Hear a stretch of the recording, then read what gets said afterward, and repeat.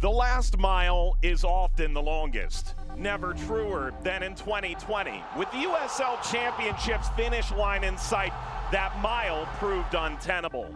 In November, Tampa Bay's defense bordered on unbelievable. They ended Louisville's Eastern supremacy. Their roster returns largely intact. Phoenix was then and is now the most dynamic power west of the Mississippi. They've only improved on paper in pursuit of the trophy that's eluded their grasp. Two champions crowned east and west, a final spoiled by the virus that exacted an immeasurable human toll. Rising in Rowdies for some unfinished business.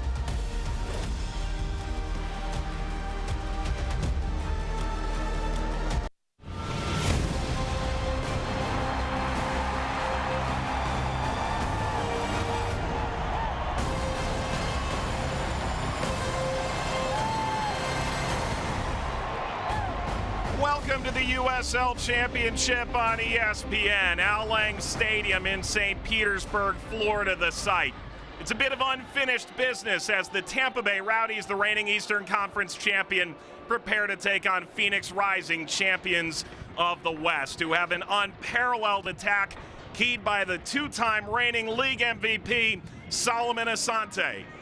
Tall task tonight for a tall man. Forrest Lasso leads the Rowdies back line, the reigning championship defender of the year. With that, we say welcome into the booth, everybody. Mike Watts, Devin Kerr.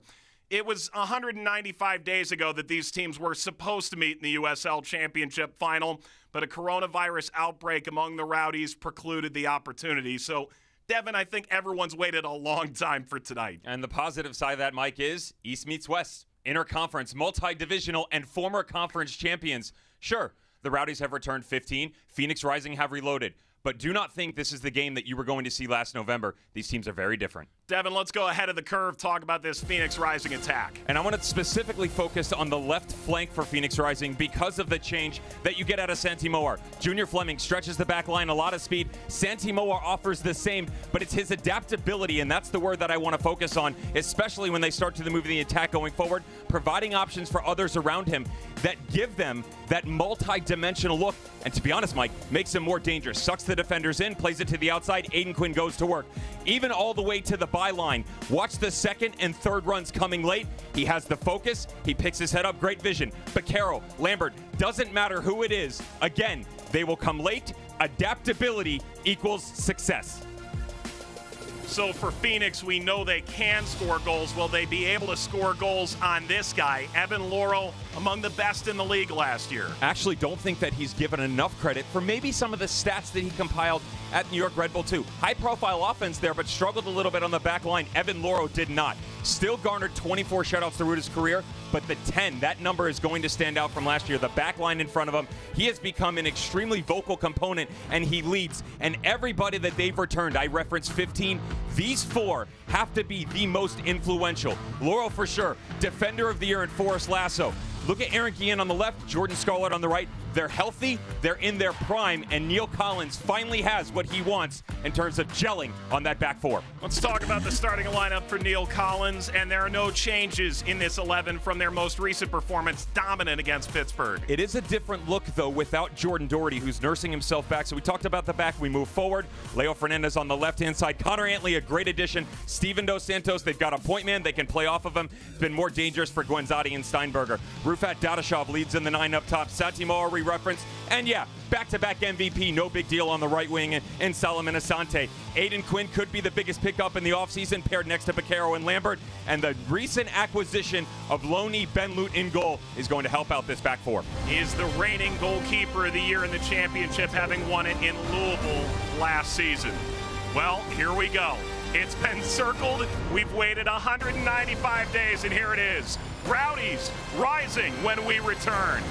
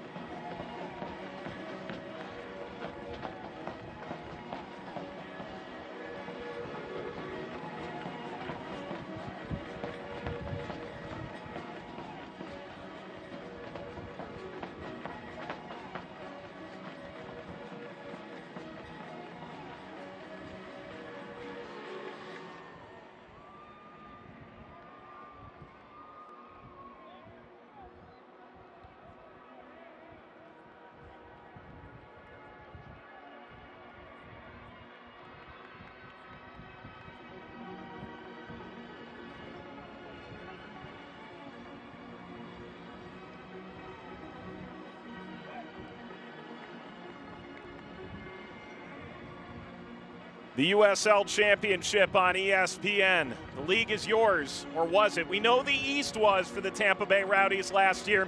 Western Conference champion Phoenix Rising makes their first regular season visit to the Eastern time zone since 2014. So glad you're along for the ride with Devin Kerr, Mike Watts on hand. Devin, you talked to the coaches in the lead up to this game. They say it's game number 3. I don't know that we really believe that, right?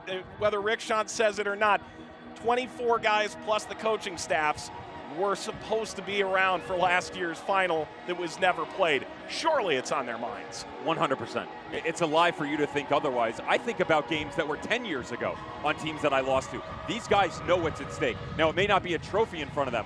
Bragging rights and pride, that's what you're working on right now. We've been told that both teams did not want the trophy in the building. They're well aware of what it takes over 32 games to get there, and there certainly will be no jinx tonight. Zach Steinberger stands over the ball, and 195 days in the making. Rowdies and Rising underway from Al Lang Stadium in a regular season matchup with billows of unfinished business wafting around. Mike Watts, Devin Kerr. So glad you're along for this one. Darnell King, former Tampa Bay Rowdies player, 2015 to 2017, making the move over.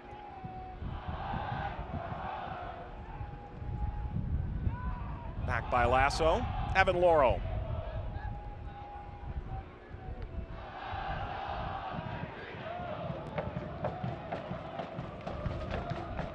Lambert.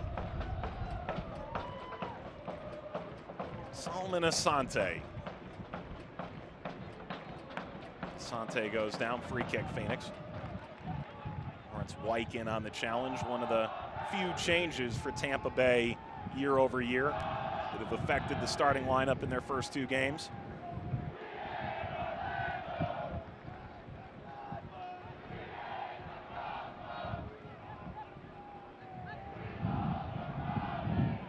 Hilton reverses, trouble brewing with Baquero chasing. Laurel. You know, a lot of people in this game, Mike, asking me who I thought the favorite was. And it's really difficult to pinpoint one, to be fair, because of the quick start from Tampa Bay Rowdies, but there are some faults, and Phoenix Rising have done well for themselves as well. But being on the road is a very difficult thing for Rising. In terms of overall play, I would lead to the visitors, but again, Al Lang is another special venue that's really difficult to handle. Rolls by Hilton. Back to Forrest Lasso. Al Lang Stadium was, of course, a baseball stadium. This is not your typical converted baseball stadium. This is truly now a soccer-specific stadium with the renovations that have gone on over the past decade. And one of the better field surfaces in the league now as well. This roll beyond Connor Antley.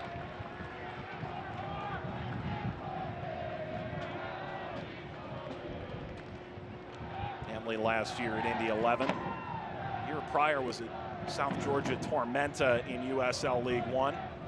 There's Ben Lunt. Andre Rawls picks up a groin injury on opening night. He was starting in part. It was certainly a battle for the #1 job. An injury to Zach Lubin, who's out for the foreseeable future. Rawls has a much rosier outlook in terms of his return. But within 24 hours, Ben Lunt was on a plane to Phoenix. Provide a little more goalkeeping depth, on loan from FC Cincinnati. Last year in Louisville was on loan, won the championship's Goalkeeper of the Year award. It was a 48-hour window, Mike, where you and I sit and talking with Rick Schantz. They beat San Diego Loyal, and how quickly the tides turn. Attack on here for Tampa Bay, and it's in. It's an own goal. It's an own goal. And the Rowdies take the early lead.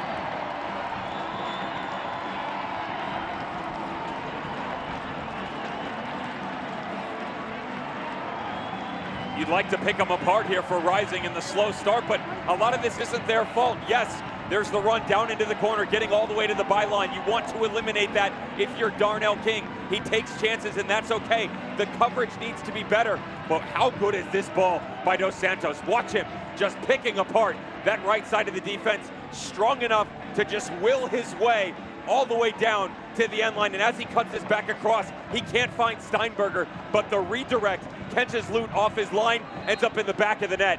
Fantastic start for the home squad. And Aiden Quinn's going to feel really unlucky about that. Inside 4 minutes. Lambert seeking out Mowar. The pressure here from Phoenix, a bit stifling. Aiden Quinn did score in his debut for Phoenix Rising against San Diego Loyal 2 weeks ago. One of the best players in the championship. Major free agent acquisition by Phoenix over the offseason. Maybe there's something on here for Phoenix Rising. Dadashov did get the shot away. And this rolled through. Mowar giving chase. There's Lauro. Dev, no one thought this was going to be a wide open game, and it's starting to feel like there's going to be plenty of goals tonight. Really thought they were going to be restricted in their movements. You know, opening 5-10, figure out what the setups were going to be like. Would the video prove true? Did we get the scouting report correct? Quality on Aiden Quinn, though. That could really hinder a player's confidence early on. When something happens, you knock it in the back of your own net, a bad card, anything turns right around. And you want to watch the way that he's changed from his time in Orange County as this match continues to go forth, because of the fact that he's not asked to do as much. He plays a different role. Rick Schantz admits that. He said, I don't need you to be the best midfielder in the league. I need you to be the best left-sided or attacking midfielder at times for Phoenix Rising within this team. Recognizing your confines and being comfortable in your surroundings is a very difficult thing to do in general, yet alone what he had to handle at Orange County. But he's taken it in stride, and he's been great. In attempting to be the best left-sided midfielder in the league, he may end up just simply being the best in the league, regardless at midfield. He can do it on this Phoenix team. Adewale steps into that. Throw for Tampa Bay. Dos Santos plays over. Steven Dos Santos couldn't chip through Adewale.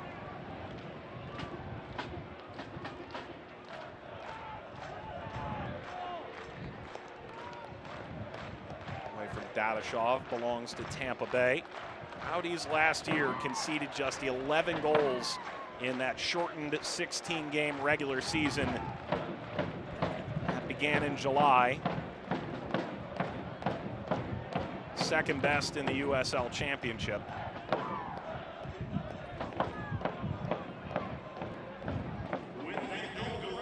Dazzling defensive display. Antley couldn't corral.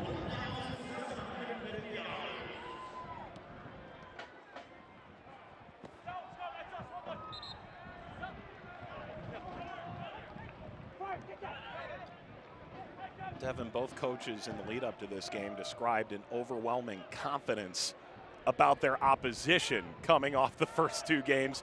You think about it, it's a combined 13 goals for and 1 against in these 2 sides opening 2 games combined. It's quite remarkable how they've come flying out of the gate. And the Rowdies, only one of 2 teams in the entire USL Championship to have yet to concede to their opposition. RGV and the revamp under Wilmer Cabrera being the other one for the Toros. Defensively, they'd always been great, right? The stalwart that everybody tries to replicate. But getting it right in the final third has been the main question mark for Neil Collins throughout his tenure since he's taken over. And it has been a struggle. You know, slowly they've added pieces. I really think that the addition of Steven Dos Santos, though, is going to give them that extra step because of his ability with his vision. We saw the hold-up play a second ago, yet he still possesses that speed. And, of course, you need a point man, aerial threat. He checks that box as well. Lauro.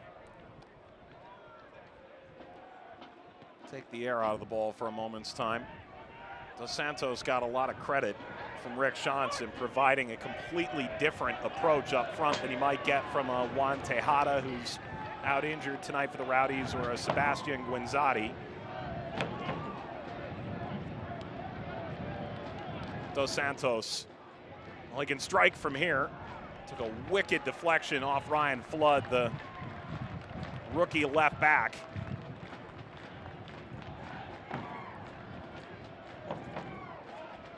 Neil Collins, head coach for this Tampa Bay Rowdies side, retired as a center back mid-season to take over the club when Stu Campbell was dismissed. Now year number 4 at the helm. spoke to us this week about repaying the faith that Lee Cohen and the ownership group had put in him to allow him that step directly from the field into the technical area. Corner here for Hilton, deflected toward the back post.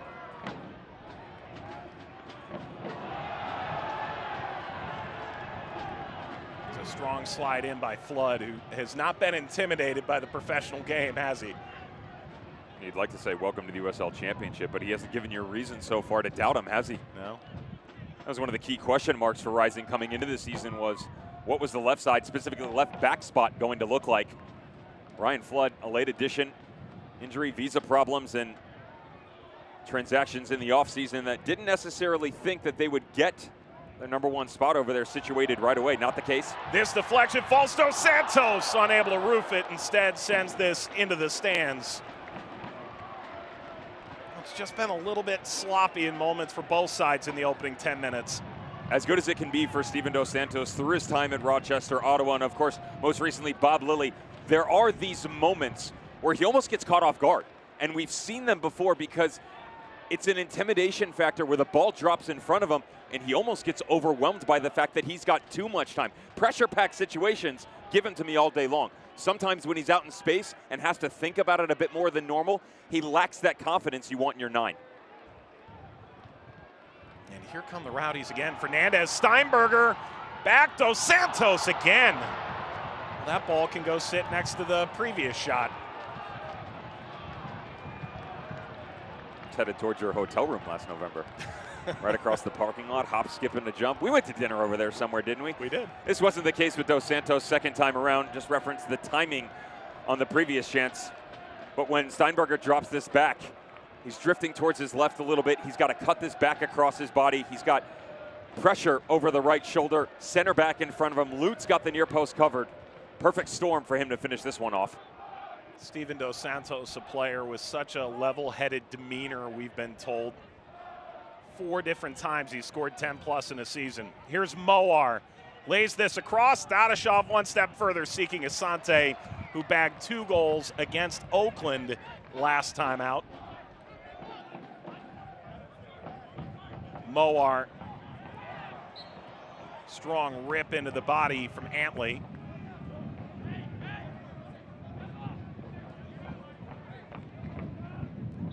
The foul, it'll belong here to Phoenix.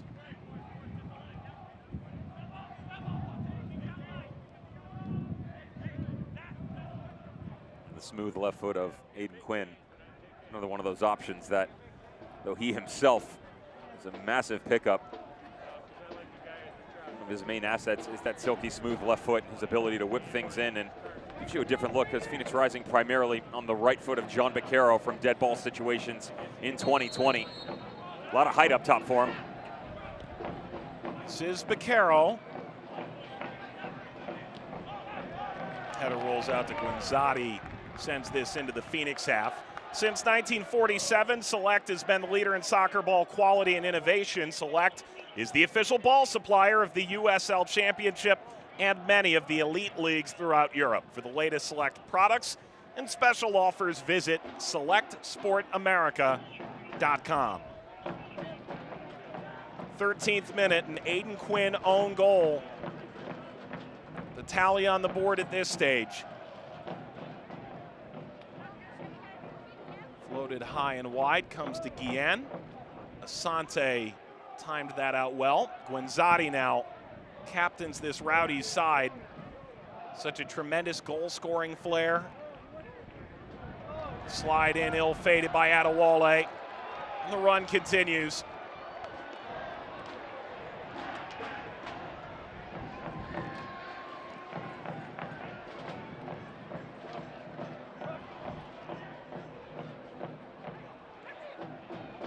Moar, Asante, Baccaro, Asante crossing. This will find Quinn toward the back post. Good save by Lauro and pounced on by Guillen, who sends it out for a Phoenix corner.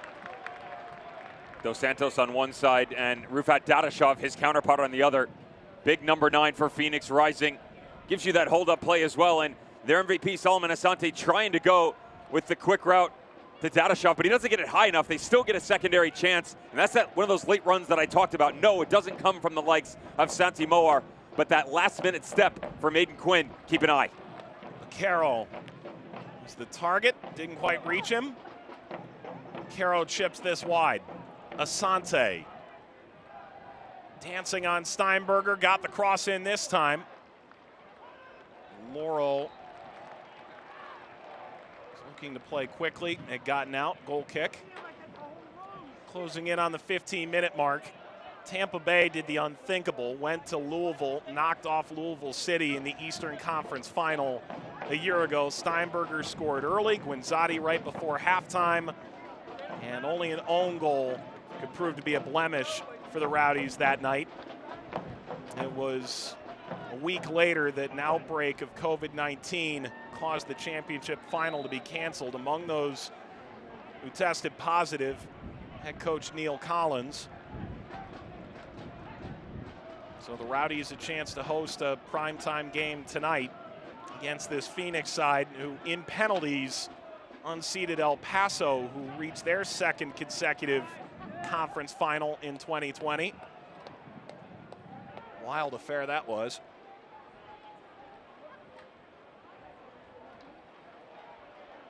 Phoenix side that did reach the championship final in 2018. It was funny, Devin, talking to Rick Shantz in the sense that he doesn't want to be a guy who gets to the final twice, loses one in his first season as a head coach, and then ultimately gets back in 2020. The game's not played, and that's it. He wants to get there again. Good dicing ball. Moar plays back. Dadashov was leaking in, and Quinn got the shot away.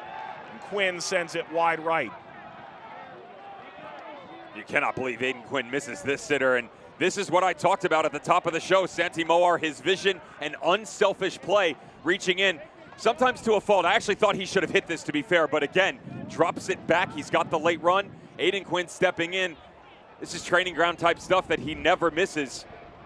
Wonder if that's foreshadowing of things to come.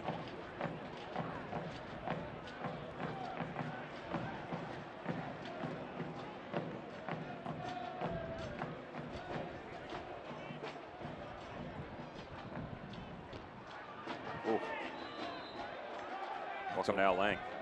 Really painful tackle by Lawrence Wyke. He's maybe a bit out of position right now, Dev. Playing more centrally, and as Neil Collins told us, flying around the field is tackling, we were told, contagious. But Caro onto his knees and back to his feet. It actually looked worse on the onset, and yes, this is going to leave a mark for sure, but it's a little three-pronged effort here because he's got Dadashov coming back across as well. That was the boot that I thought came from Wyke. And he still follows through, and it is a foul. But the little continuation forward by Baquero into his own man. That's the one that's going to need a extra Epsom salt bath later. Nearly got to Quinn. That odd little toss forward by Loro, and this is broken up. Asante did get a shot away, and Loro this time will be a little more conservative getting it out.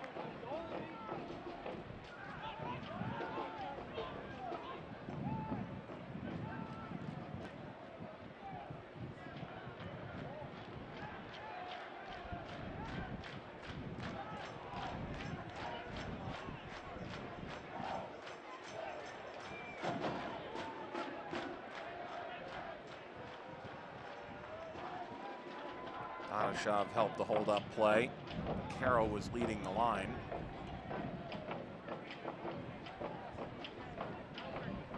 It may have been Loro himself who initiated the whole unfinished business concept. Said it in an interview a few weeks ago, spoke about the motivation of it.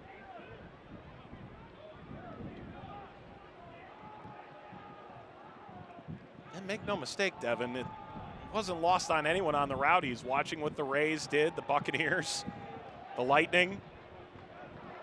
It's been a city of champions, and the Rowdies grabbing that Eastern Conference championship, but they were looking for that little bit more. Well, that stuff's contagious too. Yeah. You get around it, and especially because of the proximity of the organizations with the Rays and the Rowdies, of course, with the ownership group.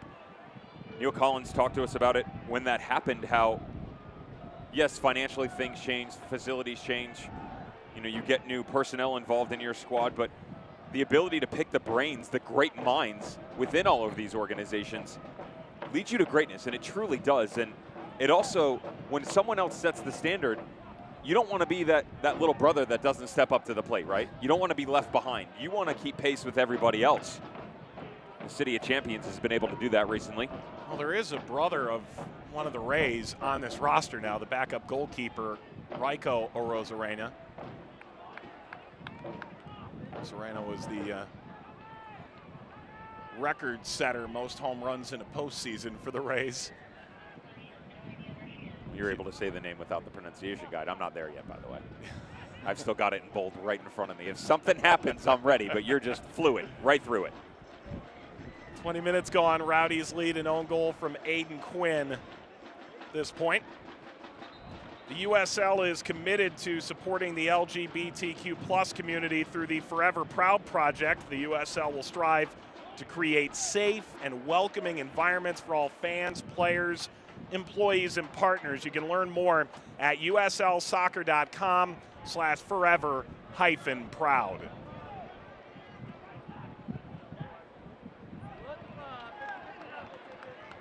Dos Santos holding up. Guenzati has support. Fernandez. Lewis Hilton.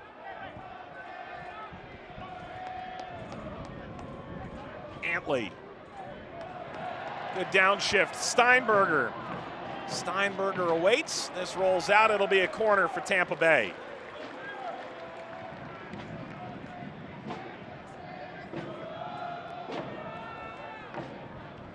Antley, first player in League One history to fetch a transfer fee from a championship side when Indy bought him off Tormenta 2 years ago.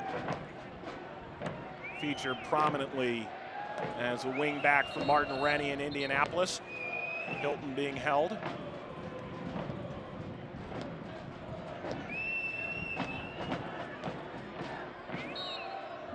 All eyes on Lasso and Scarlett in the middle of this scrum. Hilton delivers.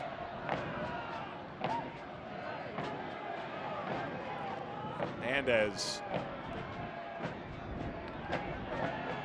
Hilton kept it alive. Steinberger.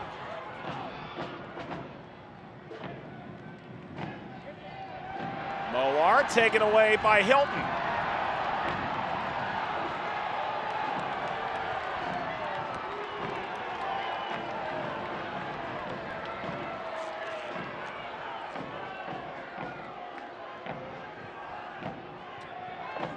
Rare calls that makes everyone unhappy. Well, and I'm looking at you, you're looking at me in my face going, Devin, just say something.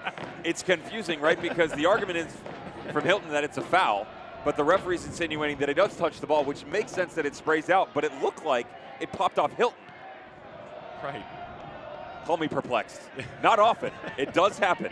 Devin speechless for the first time in years. People pay money for that. Indeed. This will roll away. Does belong to Phoenix. No harm, no foul, figuratively and literally.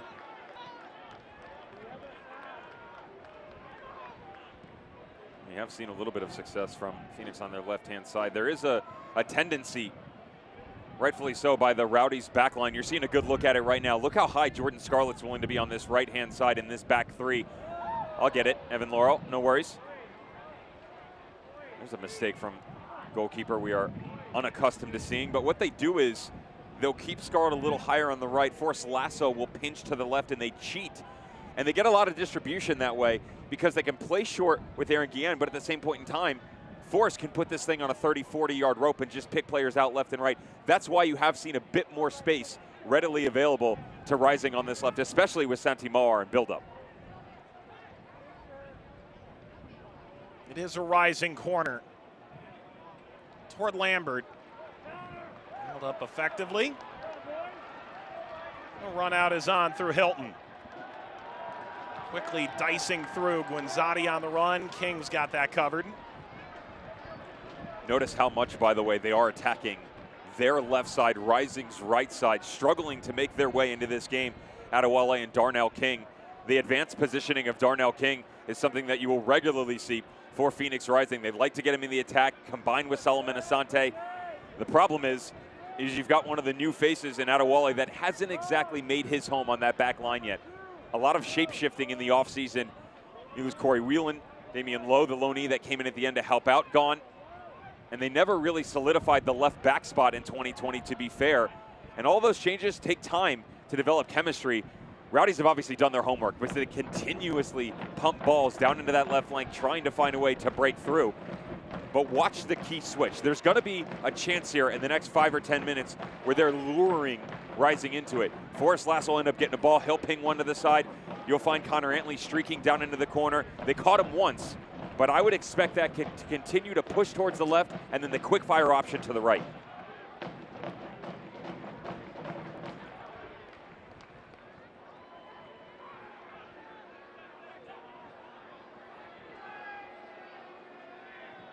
Dos Santos pressures.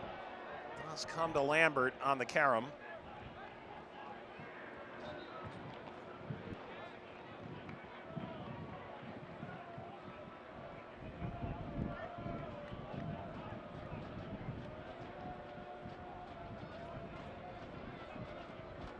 King fires in.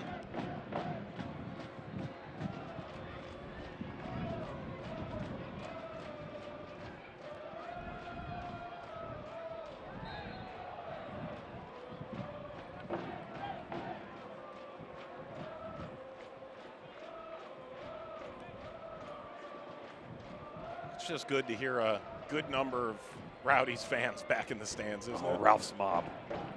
Put them on auto-tune, a cappella, doesn't matter. They're fantastic. Love Ralph's Mob. And new jerseys they put into their supporters group recently. I said, would they make a appearance this weekend? Absolutely. Ball play back here to Scarlett.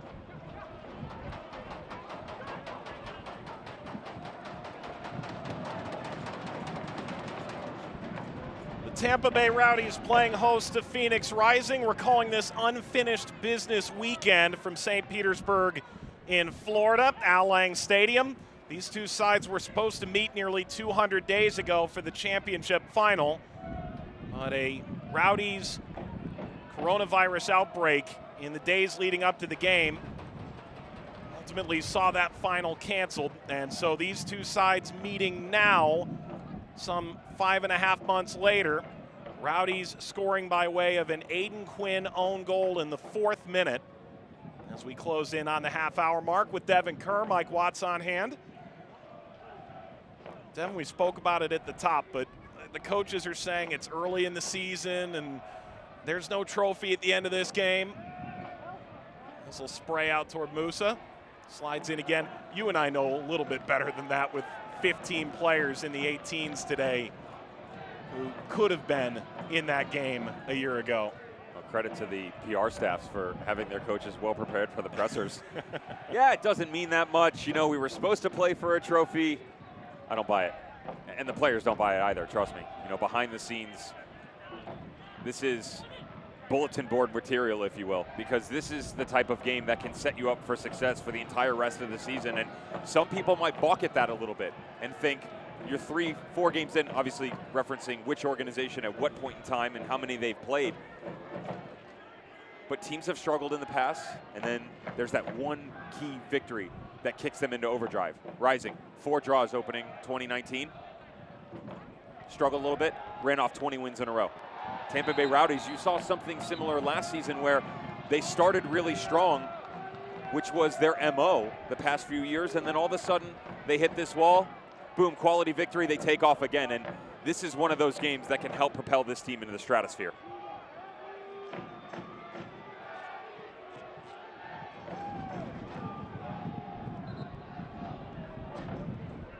For those of you who were with us at the beginning of the match on ESPN News, we've now come live on ESPN2. We invite you to join along as the match continues tonight.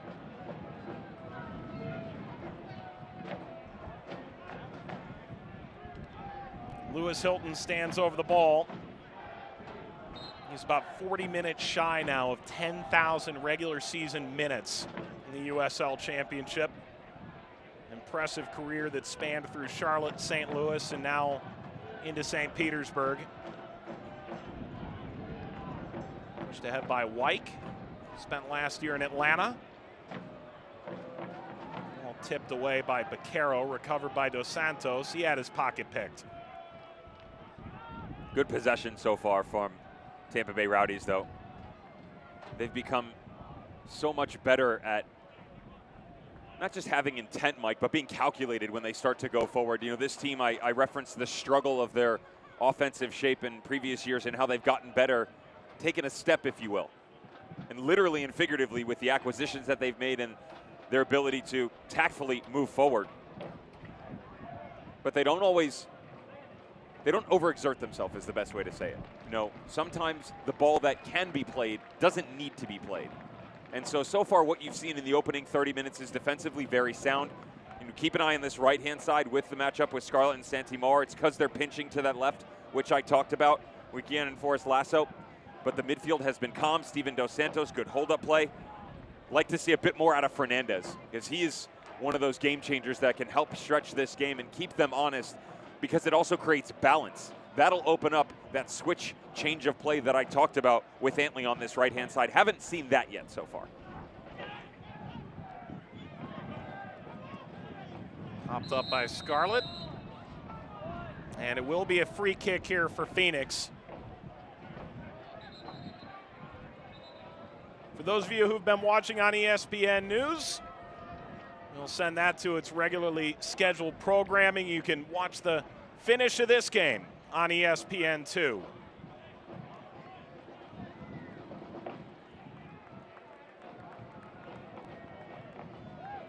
And the athletic trainer racing out here. It was actually behind the run of play, and there it is. Oh, boy. Jordan Scarlett getting tangled up with Santimar. Just noggins clashing right in that right temple of Santimar. Quickly, physio out on the field to give a check. Thumbs up.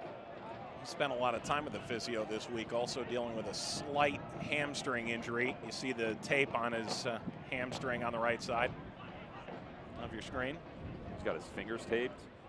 He's boxed as well. Something going on back there. Sparring partner looking for. The way he's running his mouth, it looks like it. Not happy with the challenge on him from Jordan Scarlett. Watch for the left foot of Ryan Flood, who just threw two hands up. He's got an absolute cannon. There's the step over. It is lofted. Does find Lambert, who chips, and with a deflection off the defender, cedes a corner to Phoenix.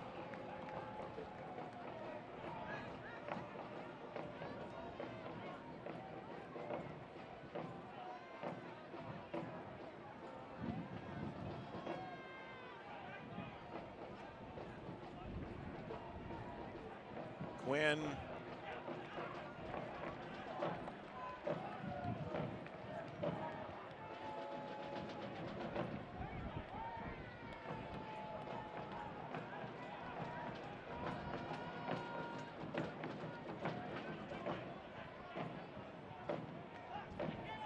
Scarlett. And will come free to Lambert, the Jamaican international. Plays that ball beyond Asante. Lambert just called up by the Jamaican national team. Will play 3 games in Japan from June the 3rd to June the 12th. In the lead up to a busy summer for the Jamaicans in CONCACAF Gold Cup. He was in Gold Cup back in 2017 that Lambert really caught the eye of Phoenix Rising. Played with the national team in Phoenix. Didier Drogba among those who were at that game. Rick Shantz certainly caught wind of the young full international. Made a quick effort to sign him. Ben Lunt, the loanee from FC Cincinnati, sends away. Lambert. A couple of the Reggae boys have made their way from the USL Championship to the international stage. Throw Speedy Williams' name in there. He's on some kind of form again. Talk about unfinished business. He has not lost any sort of form from his transfer from Louisville City to Miami FC. Great signing for Paul Dalgleish. First team all-league player a year ago for Louisville City, Speedy Williams.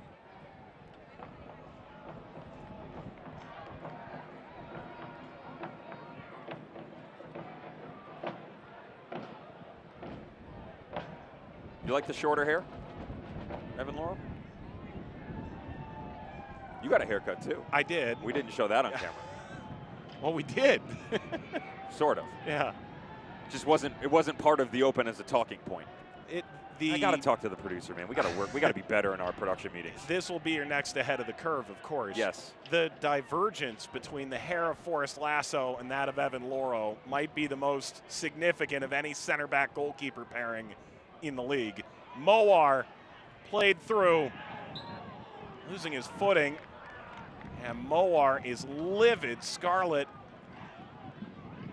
careening through the challenge as he lost his footing. They're calling this a foul here, and he's saying, how is that a foul, ref? And it's really hard to disagree with Santi Moar upon initial review. Great job by Aiden Quinn playing a much higher line. Jordan Scarlett just gets picked up by the turf monster. He doesn't even touch him. Should have been a corner.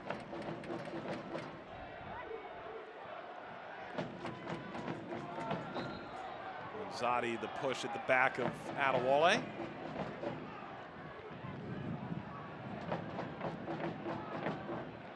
The speed of those two so far, Jordan Scarlett and Santi Moar, it's an interesting case. I will say that top end speed, what I've seen in the opening 36 minutes, wouldn't have guessed that Jordan Scarlett, flat out open space, would have been able to keep up with Santi Moar. Good recovery though from him, regardless of the end product. Yeah, it was interesting hearing Neil Collins speak about the fact that the challenge often gets the very best out of Jordan Scarlett. That seems easy to say, but so often we'll see players get in the limelight, major matchup, and Jordan Scarlett just seems to improve with that spotlight. Coming in, you referenced how this played out in the fall, or how it didn't, I should say, with the USL Championship final. I said, let's go positive, East meets West, interconference, all that. We wouldn't have seen Jordan Scarlett in the final. You know, he had picked up an injury come playoff time, and he was one of the ones that was going to be a question mark, finding out that he wouldn't have made his way into the 11. That would have been a big loss for them. So I do love the fact that this positivity that we're trying to promote within this game allows us to see the complete backline of the Rowdies and Evan Lauro. Lambert sprays this forward, tough for Flood to deal with it. There's Scarlett once more. John Wallenick, the coach at New York Red Bulls too, was raving about him even 3-4 years ago now. And Moar has found himself on the wrong side of the referee again. I have to commend the shape of Lewis Hilton in the midfield right now, and I talked about how Jordan Doherty was a different look with him not being there. I spoke to Neil Collins about that as well, and how there were levels to this midfield, and they've been able to continue it in this match so far against Phoenix Rising, namely because they're pinching Connor Antley, and I said maybe the balance isn't there, at least from an exterior standpoint, but what they are gaining is Lewis Hilton as the holder, Wyke just in front, Connor Antley then pitching a little bit, and Zach Steinberger. So this right is tweaked. The midfield turns into 4. That's a little bit loaded on the right side. Long run, Loon's got it.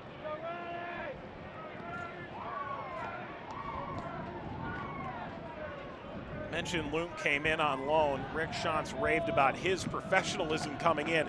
Got the call, hey, you're gonna have a chance to start in Phoenix with the injuries to Zach Lubin, Andre Rawls. Got off the plane, knew everybody's name among the field players, had already watched the first 2 games for Phoenix Rising, was acutely aware of how they played, had questions about tactics, and this is from a guy who had found out less than 24 hours earlier he'd be picking his life up and moving to the West Coast.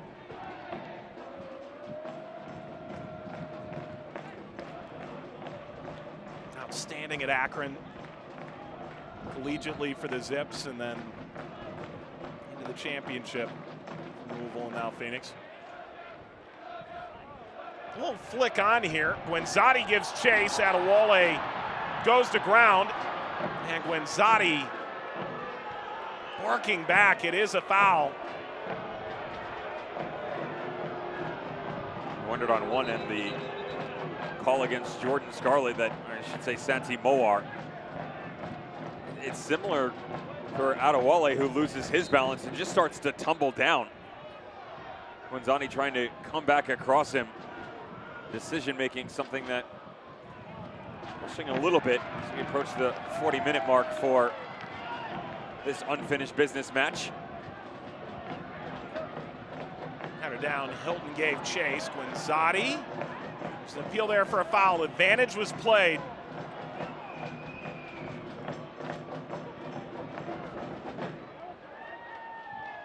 Great step by Forrest Lasso. Wow, that's... Here's the only issue I have right now. Just before halftime, and that's Lewis Hilton talking his way into a card for sure. The issue I have here is, if it's going to be called one way, that's fine. I'm okay with it being a little standoffish or very strict. We are neither right now. And so the players are starting to question it as well. Great step up by Forrest Lasso. Love the pressure on Rufat Dadashov. Gets the back leg. Gets a little touch on the ball too. But then tit for tat between Jordan Scarlett and Adewale, where they probably got themselves into trouble, and yet the decision goes the other direction.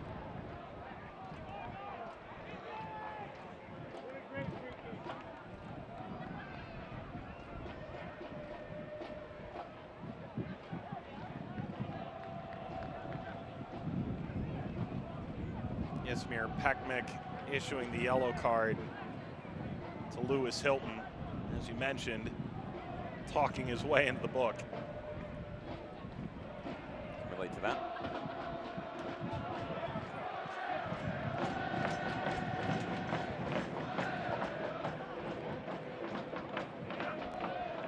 Dadashov got a piece of that. Soars into the Phoenix half. Clearance a bit iffy, and Dos Santos takes over. Leaves this off, ball in front towards Steinberger. Sante nods this back. Can Phoenix get this game back on their own terms? Aiden Quinn. Flood. Moar.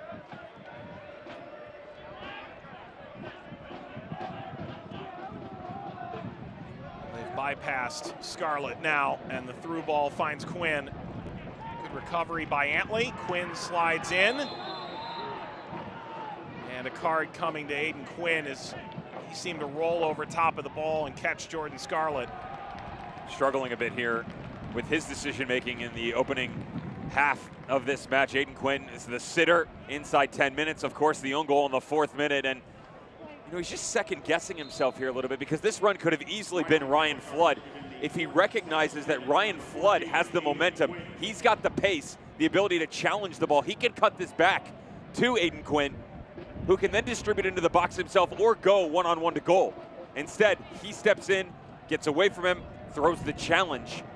That's been the struggles of the opening half for Aiden Quinn, their attacking midfielder. And Jordan Scarlett continues to be attended to. Grew up in the Bronx.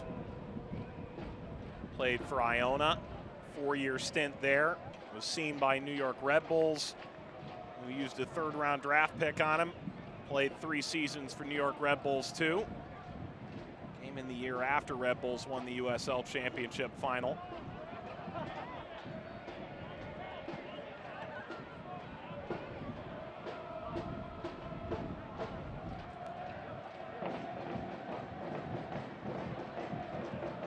Scarlett helped up by Forrest Lasso.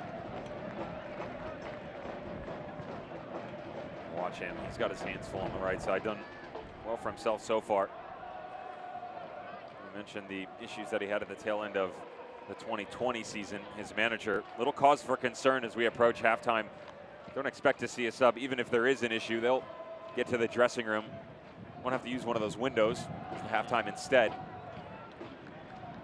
Notice how tentative he is, just testing it out. And you would think tactically, Mike, when you look at the way that this team shifts, it's no secret that they do. And we talked to Neil Collins about that. He said, of course, you know, we're going to pinch left a little bit. I referenced Aaron Guillen and Forrest Lasso on the left, but when you have guys like Ryan Flood and Santi Moar, especially the form that they've been in the first couple of matches for Phoenix Rising, you would almost think that they would counterbalance and start to come back to the right a little bit to help him out, but that's not the case. Better opportunities have definitely come down the left-hand flank for Rising, and Jordan Scarlett, even though he's tumbled and bumbled here a little bit, he's held his own too.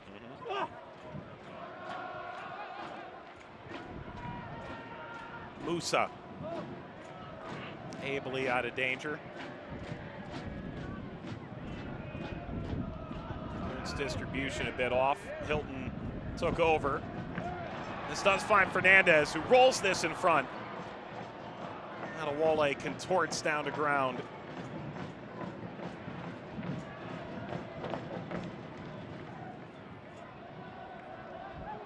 Dos Santos getting back. Wyke.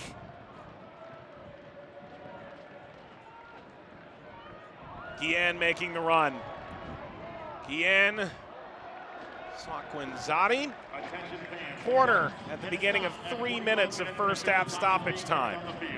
The center referee has added a minimum of 3 minutes of extra time in the first half. Rowdies have led since the 4th minute, an Aiden Quinn own goal. Desperate late maneuver to try and keep the ball away from Zach Steinberger. Hilton. Lasso got up. Antley lofts. Header there, Dos Santos roaring through.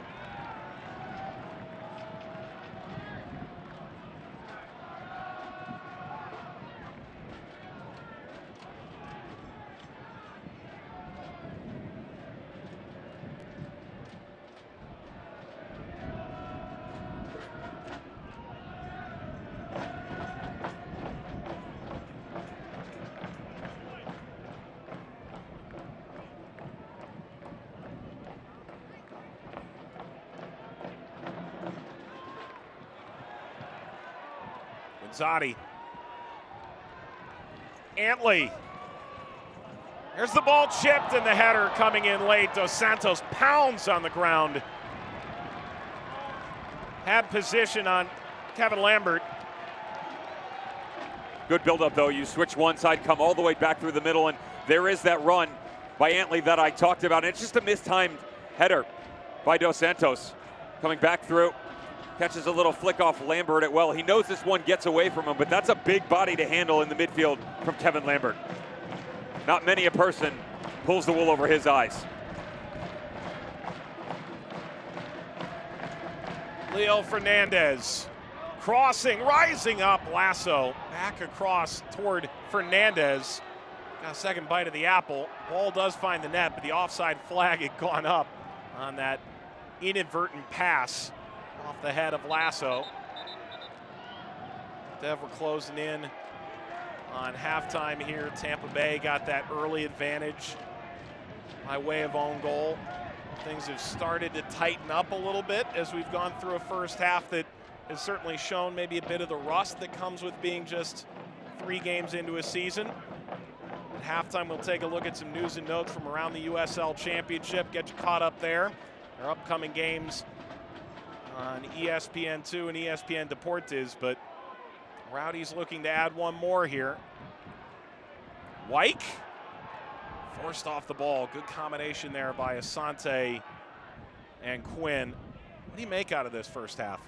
Well, positionally in the midfield for Phoenix Rising, they changed and they wanted to go to Aiden Quinn a bit higher of a line. They've started to succeed him a bit deeper in possession, and they need to. They need to get him all the ball more and instill more confidence because he struggled in the first half. I'm also looking at the right side of the back line. Adewale and Darnell King having some communication issues. That's going to start from Lute and James Musa. Love the midfield play of the Tampa Bay Rowdies.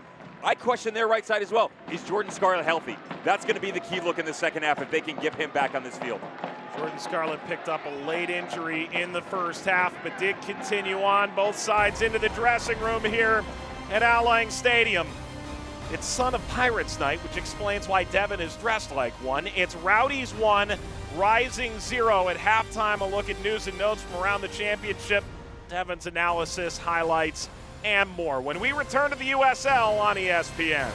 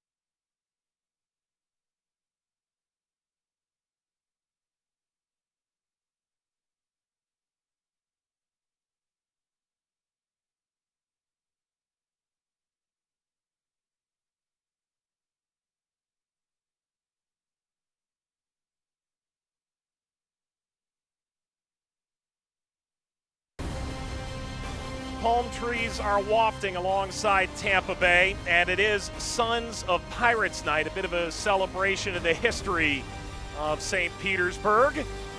Right now, the gold belongs to the Rowdies, 1-0 over Phoenix. We'll take a look back at highlights and more when we return.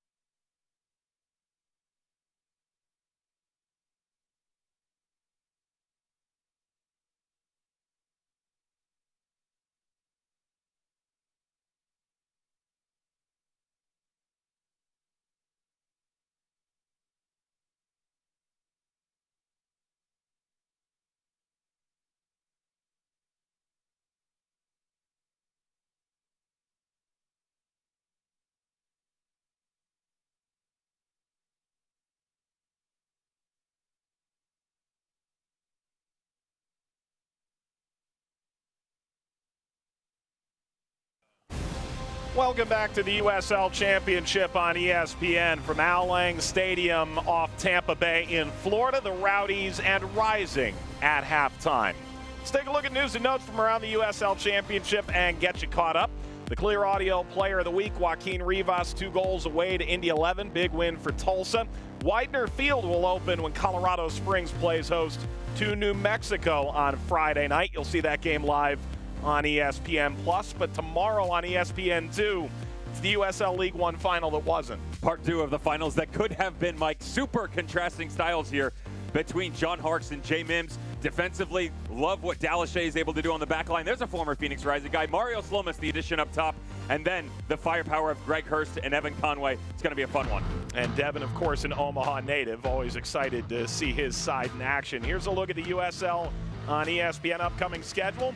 Austin, El Paso next up on ESPN Deportes. Fun one on the road. El Paso Locomotive, they lose Logan Ketterer, who departs. Who's the goalkeeper? Who steps up? That's going to be an interesting one for Mark Lowry, who relies on him a lot. And those 2 squads in your top right corner on Deportes as well. June 15th, Indy 11, Pittsburgh Riverhounds. Have not seen rocky starts from them like this in the past. How do they change that and get positive moving forward? Well, we've got plenty more coming up here from Tampa Bay as the USL on ESPN continues tonight. The Rowdies and Rising are at halftime. We'll take a look back at the first half highlights and Devin's analysis as well when we return.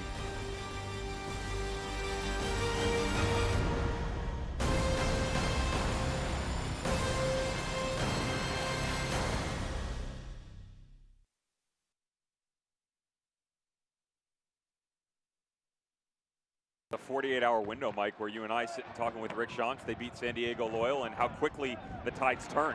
Attack on here for Tampa Bay, and it's in. It's an own goal. It's an own goal. Loyal, and how quickly the tides turn. Attack on here for Tampa Bay, and it's in. It's an own goal.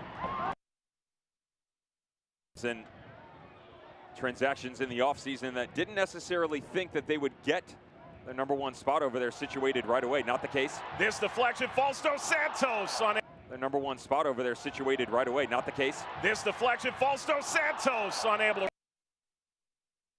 He lacks that confidence you want in your 9. And here come the Rowdies again. Fernandez, Steinberger, back to Santos again. And here come the Rowdies again. Fernandez, Steinberger, back to Santos again. Moar, Asante, Baquero, Asante crossing. This will find Quinn toward the back post. Good as a head coach. And then ultimately gets back in 2020. The game's not played, and that's it. He wants to get there again. Good dicing ball. Moar plays back. Dadashaw is leaking in, and Quinn got the shot away.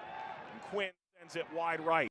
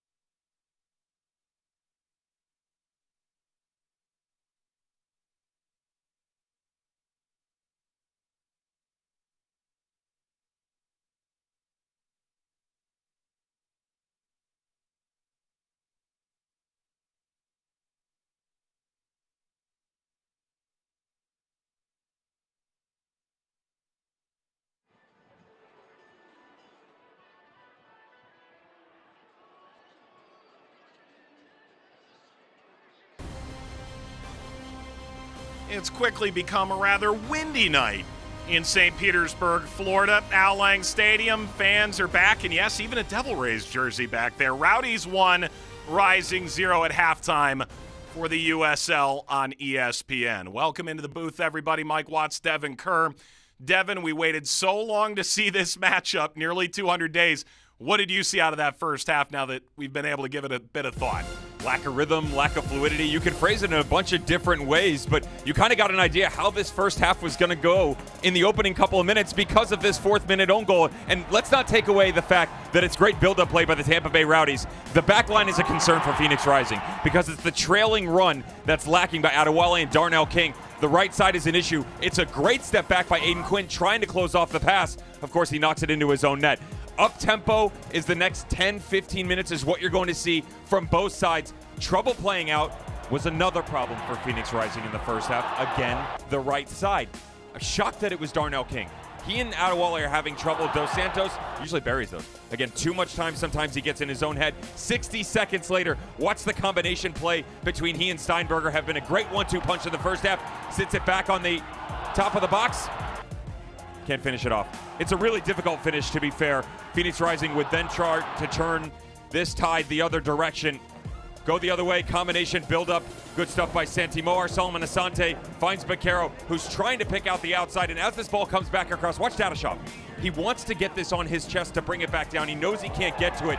Aiden Quinn still gets a chance off. There's the Evan Laurel we're looking for. Great save in the bottom corner. And then Santimoar, let's go to work. Out in front of him running. Is he going to ping this first time? Nope. Evan Laurel out of his comfort. And Aiden Quinn. Not the best 45 minutes we've seen from a big-name offseason acquisition for Phoenix Rising.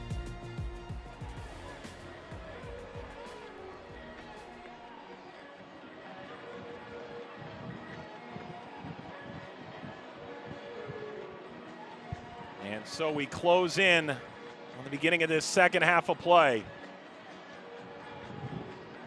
This Tampa Bay Rowdies side conceded so few last year.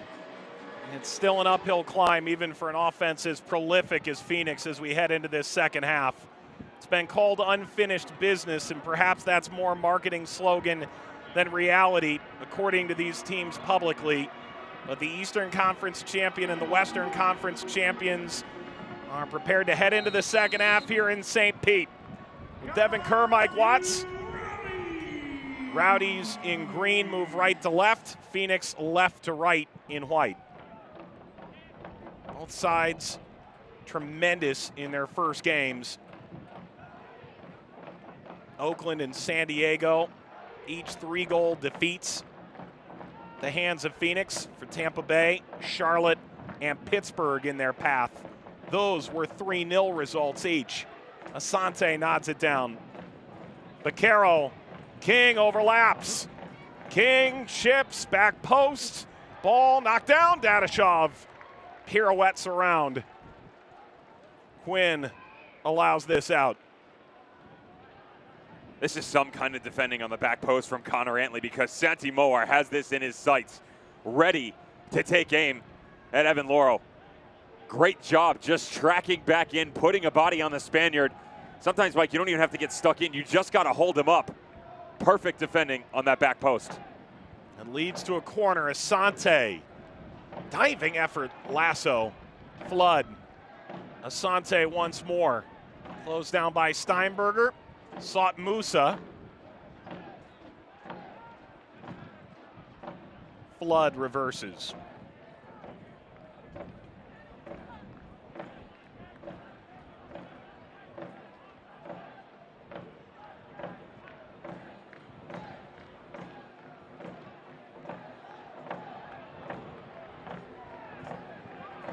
Lambert.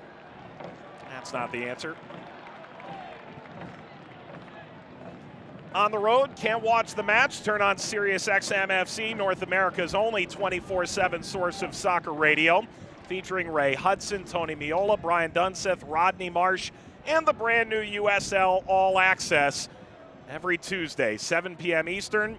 Fans of the USL can now listen to the best matches of the week, along with action from MLS, the Premier League, and the UEFA Champions League. SiriusXM FC channel 157 on your SiriusXM radio and the SiriusXM app. Here come the Rowdies. Steinberger, Dos Santos, Guinzotti.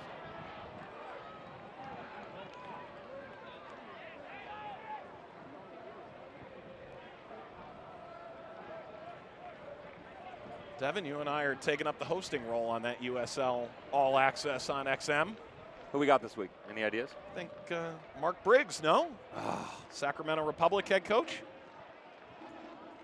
Love me some Briggsy time. I don't think they're getting enough credit No. for what they're doing in the Western Conference. What they did last year and off-season moves, they've made some great acquisitions. Quality start for them.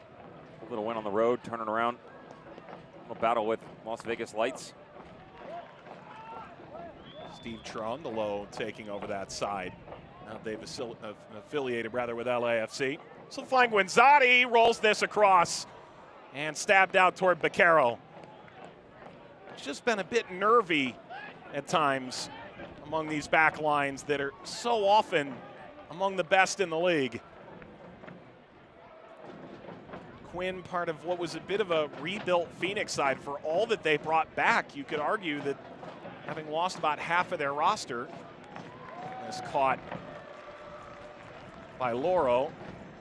The Western Conference, surely Phoenix has to be a favorite, but Sacramento made a ton of changes. San Diego under Landon Donovan did the same.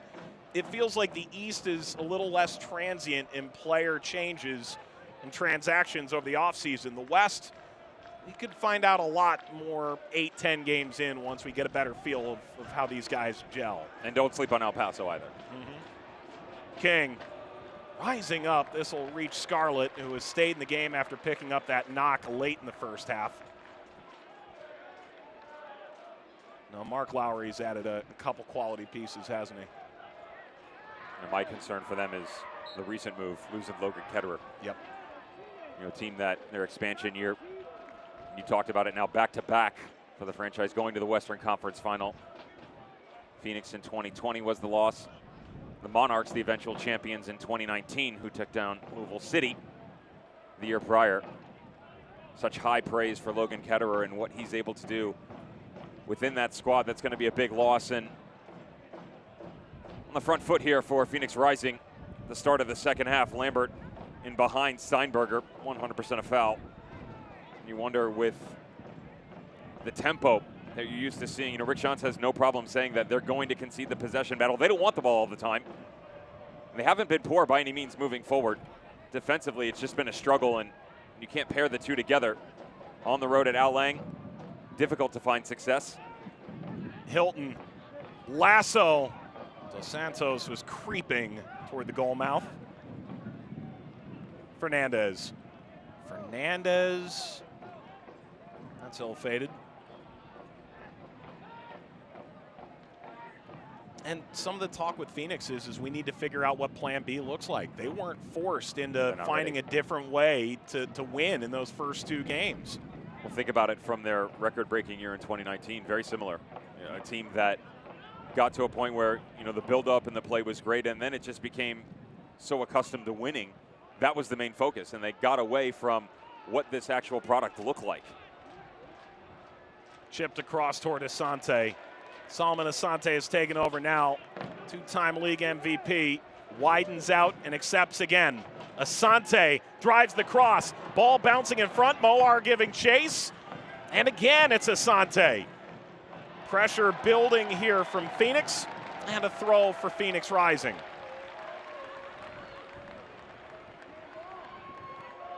Asante, who came to the league looking for a fresh challenge. Didier Drogba, part owner of the team, a big reason why he did come. This had gotten out over the end line. Darnell King giving the effort, but Solomon Asante has been worth the price of admission most every time he's taken the field for Phoenix. A little surprised that Santi Moore doesn't go down here. Watch the challenge right there. Scarlett coming back across. He could have, and you could have had an argument for a penalty too. There's enough of a knock on that left shoulder as this ball comes off Dadashov. Watch him right here. It is a good touch by Scarlett, though. I tell you, the last second defending, though you always don't want to see it as a manager, top notch from the Rowdies tonight. On to the feet of Moar, who was pulled down by Scarlett, and those two aren't making nice.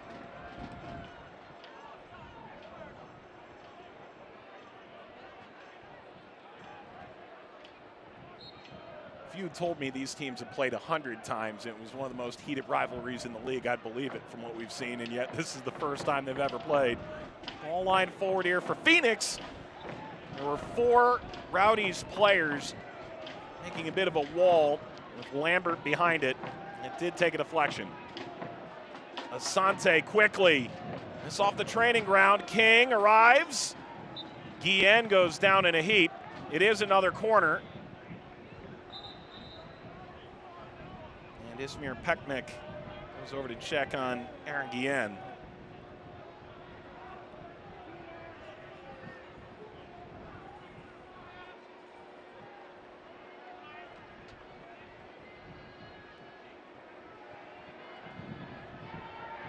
Pekmek hoping for cooler tempers in the second half. Corner delivered. And again, this time Lasso denies Phoenix. Slide in there is a tough one. Hilton and King.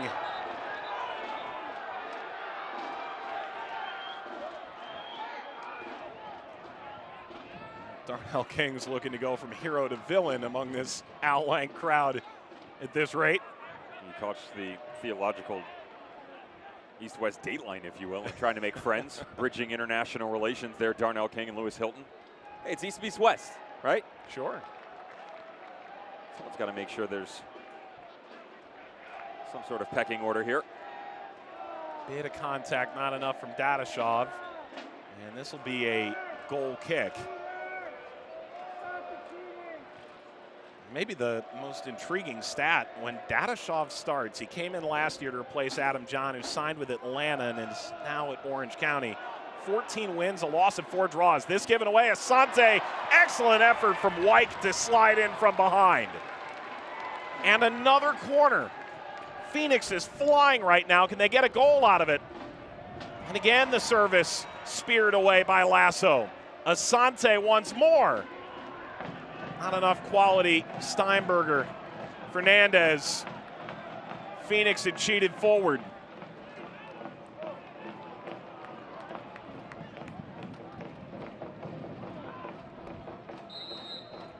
Pretty drastic change in the numbers, half over half.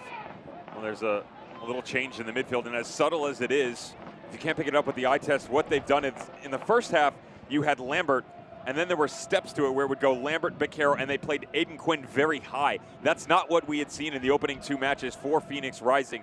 He would hover just underneath, pinch to the left-hand side, play more of an 8-type role, and try and pick out these really influential passes, the game changers, if you will, especially 30 to 40 yards from goal.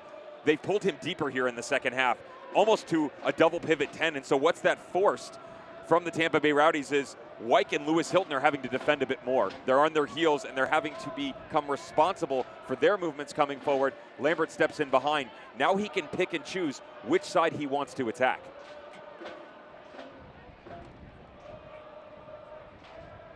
Is that something you see consistently on film over the first 2 games, or a market change? Yeah, it's been very different for sure. You know, that was, I made the reference in the first half, Mike, about Aiden Quinn and how, you know, being for the best for the team as opposed to within the league. The best for the team, the change has been the fact that he's given a bit more freedom come the final third, where at Orange County, you know, he could pick the ball up inside his own half, 50, 60-yard run, be on the receiving end of a goal, you know, drop things off. Instead, his line is higher. It just depends on where that starting point comes from. And so what they're trying to do is feed it into Aiden Quinn, whether transitional or not, find Santi Moar. Ball up over the top to Dadashov. Asante streaking down into the corner. Long ball in distribution, of course. But tonight, the way that the first half started, close-knit, tight quarters. He was getting some chances, which he should have finished, but it was a different look, and there was no support behind him. You know, it was almost like they were confused as to, from a game planning standpoint, what that identity was supposed to be. They've gone back to the success in the first 2 games. Bouncing in, Lambert will take over after Beccaro helped to win the ball. And it's Asante again. Solomon Asante letting fly, came off Guillen. Wyke the clearance, comes to Lambert, who can score from here. And another deflection. Comes out to Sebastian Guenzati.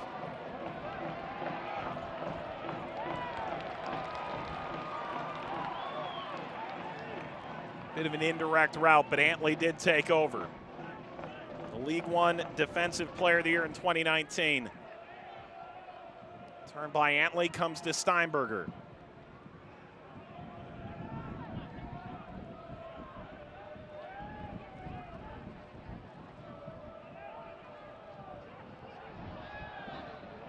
The effort from Flood expresses his disapproval.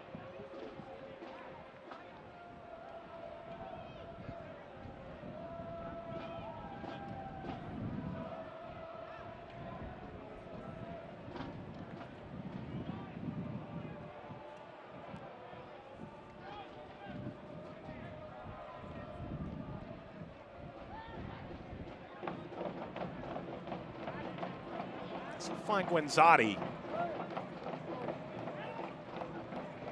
King, simple nod away. Vaquero starts it the other way. Aiden Quinn.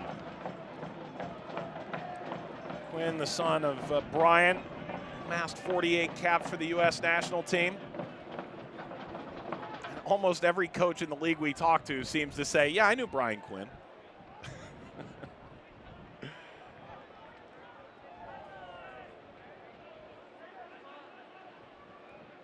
Quinn again.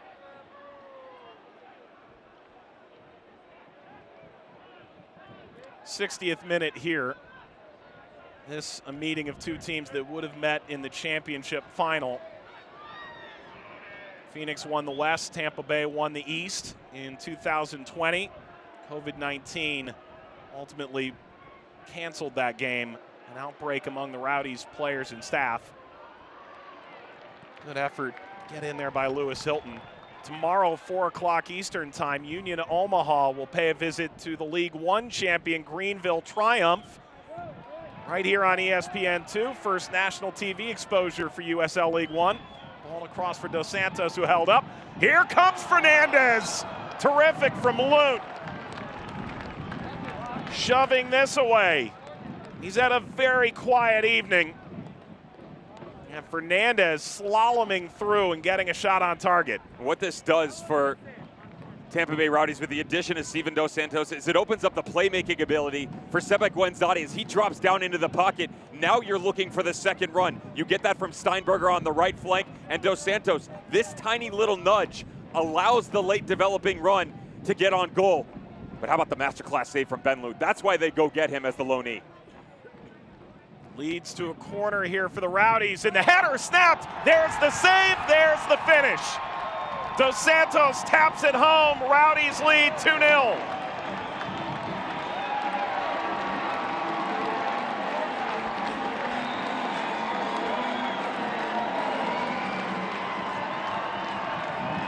The little nudge just moments prior opened up the opportunity on the back post. The second time around, it will be Steven Dos Santos. The right side of the back line for Rising has been in a problem the entire match, set piece or not. And the way the marking plays out, Ben Lute can only do so much here. It's a fantastic save by the goalkeeper, but watch all the white shirts standing as this ball comes back across. You gotta mark up here. Dadashov, Vaquero, and even James Musa. We're so unaccustomed to seeing them be flat-footed. And Dos Santos recognizes space, capitalizes, doubles the lead. His 53rd goal in all USL competitions, including the postseason, his 48th regular season goal. And his second of the season, his first in Rowdies colors. So an own goal in the 4th, and now Dos Santos in the 61st. It's a tall task now for Phoenix. Ralph's mob is absolutely losing their minds in the supporters section. Lambert, no. Quinn tries to dip in. Musa played it forward. Vaquero recovered by Guenzati, who's got 3 goals through 2 games, including a couple of penalties.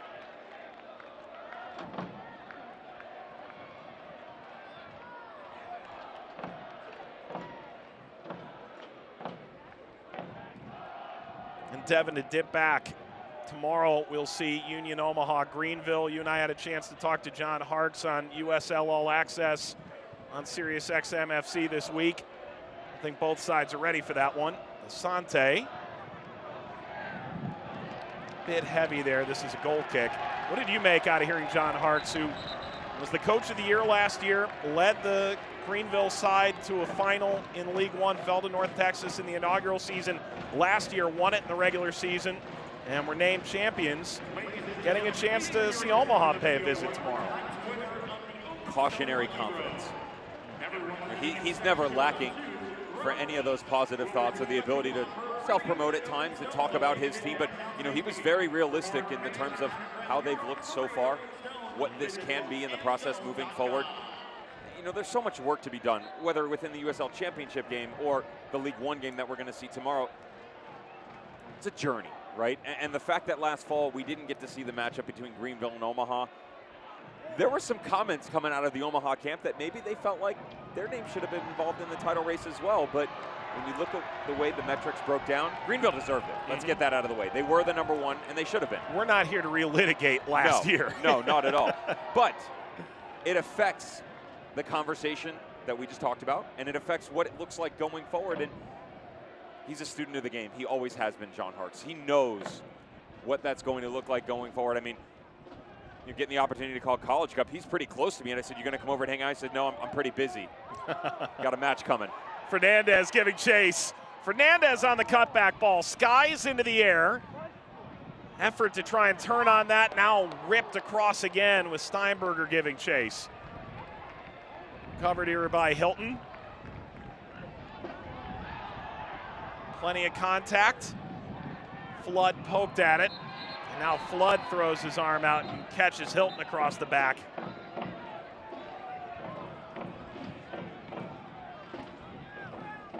Changes here for Phoenix to try and change the dynamic.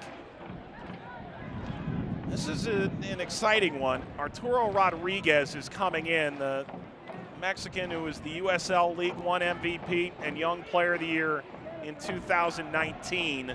This is his debut for the club. Darnell King will come off as well, and Noah Billingsley will come on. He dealt with visa issues, has looked fantastic in camp.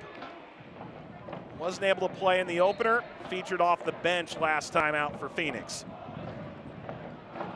So with 25 minutes and stoppage to go, the Rising hope some of those changes could make an impact.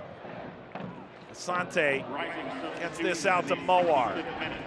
Santi Moar.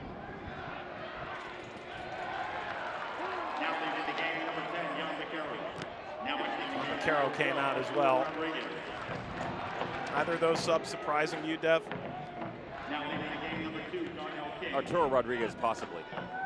Just the fact that, John Vaquero has been Mr. Reliable for Phoenix Rising in so many games past, but he's struggling to get into this match. Aiden Quinn much better in the second half. Lambert, he's just kind of holding shape in the midfield, but they need to find a way to have that three-headed monster to have success, and they don't. So the fact that change comes to Vaquero, no. The fact that it's Rodriguez, yes. You could have dropped Jeremy Kelly into the middle and moved Lambert a bit higher. But they obviously feel like they are struggling as the Rowdies play out a little bit to have that focal point in the midfield. And I don't necessarily know if Jeremy Kelly could cover the amount of ground that Lambert does. So that's probably the thought process there. Rodriguez.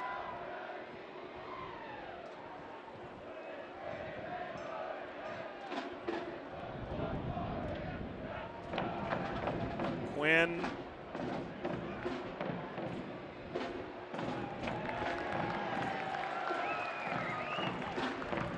Great recognition by the Tampa Bay Rowdies defensively, by the way.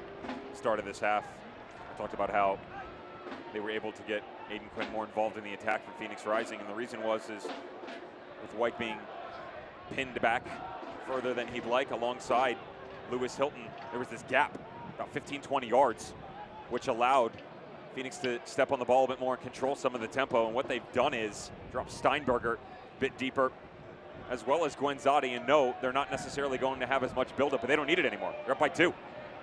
This shot is on and in.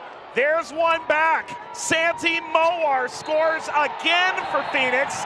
And now Laurel shoving back and forth in front of goal with Dadashov. A yellow card to Dadashov, who went chasing for the ball.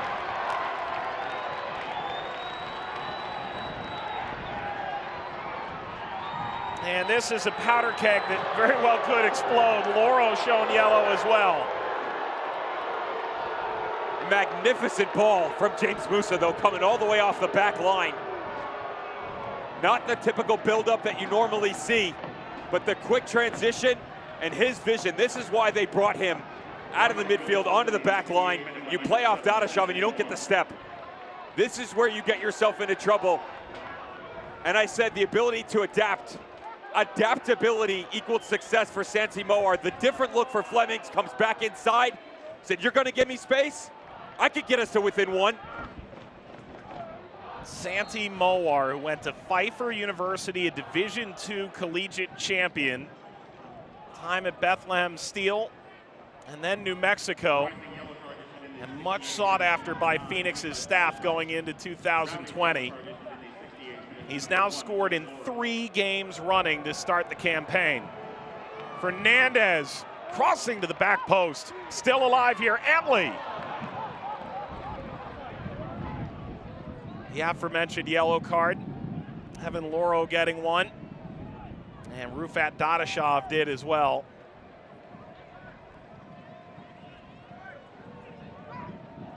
This doesn't feel like game 3 of the year, does it?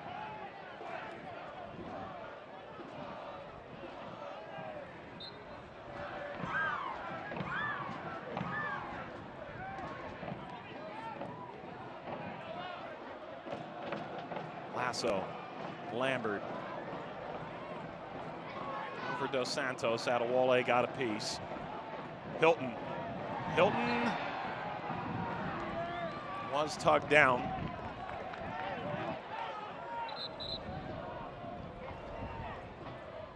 Making friends, 3rd game of the year, to your point. It's not wrestling, boys. Hi. You all walk into a dark alley and see either of them? No, absolutely not. It's camo with that black jersey on. The haircut, told you. Yeah. There's not a coach in the league that doesn't speak to how well Evan Loro played last year. Just tremendous for Tampa Bay. And to your point, doesn't get enough credit. John McCarthy left. He was #1 on the list. Outstanding at Michigan, went through New York Red Bulls too. Free kick for Tampa Bay. Whipped across with Dos Santos in mind. A header further. Lasso's a long way away from home.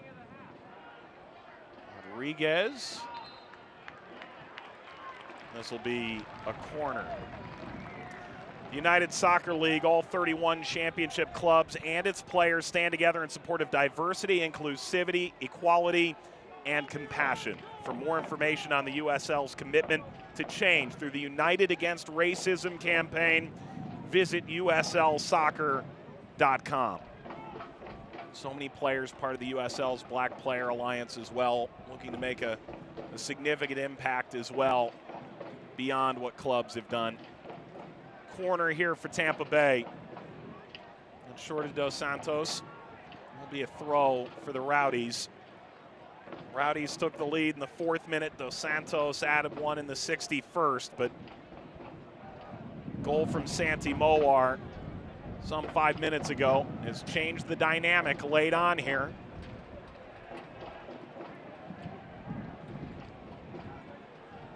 Lambert flicked up there by Guinzotti.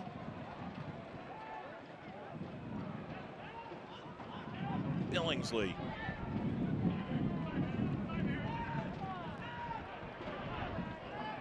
PM.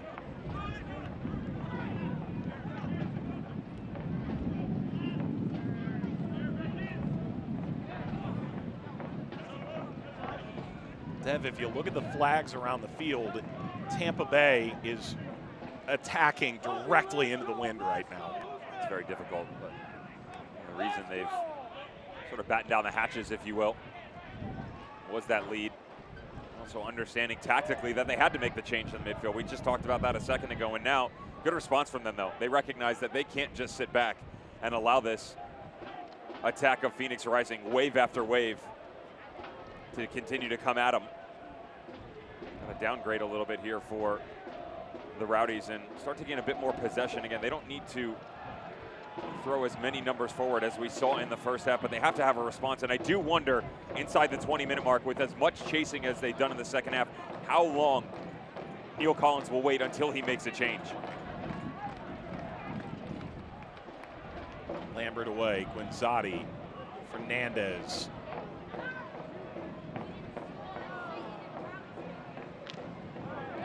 Billingsley, this is a corner.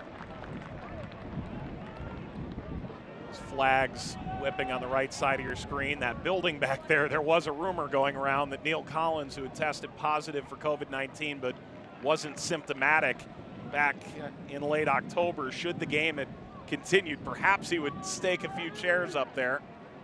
A little iron brew for the boys. Iron brew for the boys indeed. Liquid gold, we were told. Corner here. Header down with a contorting body. Moar, Asante. Can Phoenix relieve a bit of the pressure right now?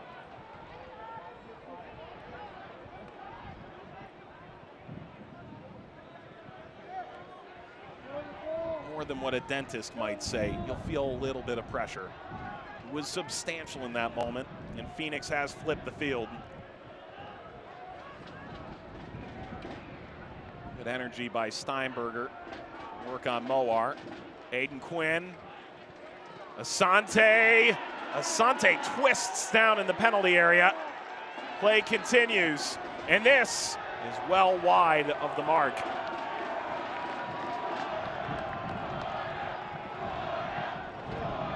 Solomon Asante, he's known for overstepping a little bit and trying to sell some of these challenges on him. He's got a decent case here on this knock by Forrest Lasso. Watch the trailing leg. Even though the touch comes away, just barrels through that right leg of his. Doesn't get any of the ball. That's a pen for me. And a last play the other way. Guillen extended. Slashes through, Antley. Caught between two minds. Back out to Guillen once more. Guillen got by Billingsley. Guillen, there's the kick save. Dos Santos getting a piece and directing toward frame, and Lunt rips this downfield, and suddenly it's a 3v3 the other way. Dadashov. Moar bodied up by Wyke. Good recovery by the Rowdies. Billingsley. This is Moar.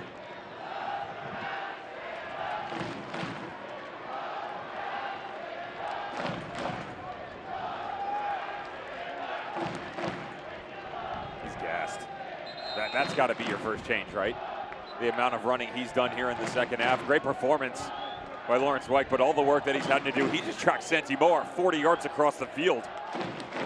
Waved off the first attack, then the second one comes back across, and that will be the change. Jordan Doherty talked about him making his way back into the lineup.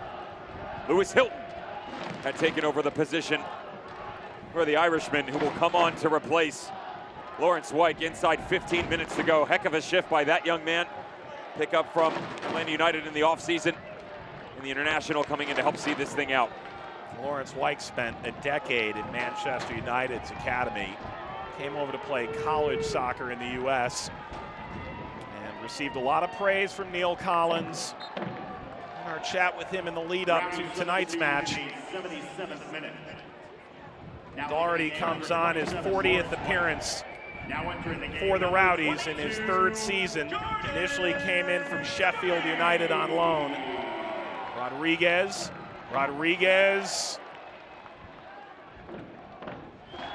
Circuitous route to Moar. Forced off by Steinberger.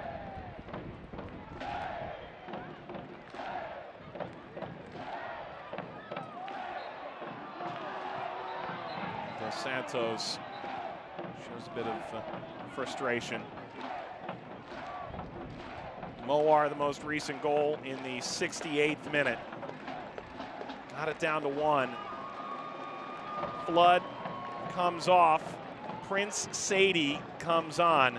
Very attack-minded. Watch this too, and this is something that Phoenix Rising, you heard rumors about it at the tail end of last year. In the offseason, they have been working on. They're going to go to three. They have to. Would imagine Adewale is going to pinch to the left a bit more, or James Musa. Regardless, it'll now be Billingsley, Adewale, and Musa on that back line. They'll push Sadie up top, trying to overload this back line for the Tampa Bay Rowdies. Continue to apply more pressure as they bring on reinforcements. It's going to open themselves up defensively as well, but they're trying to find an equalizer. Sadie was up for the starting gig tonight should Santi Moar have been unavailable due to that hamstring injury. Moar, of course, has played and did score. Lambert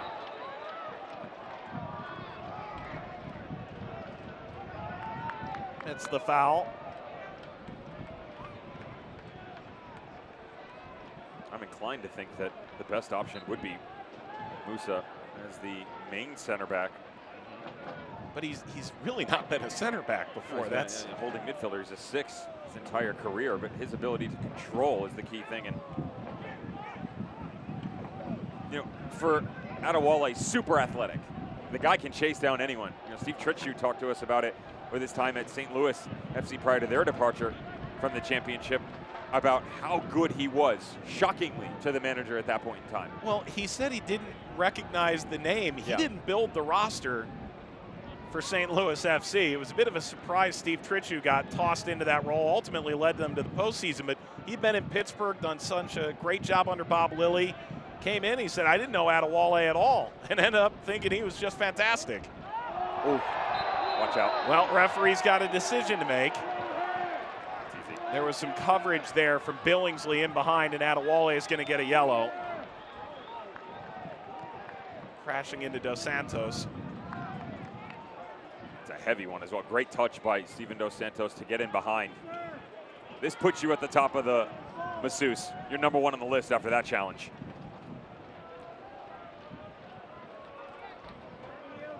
Adewale, Dadashov, and Quinn are now on yellow cards for Phoenix.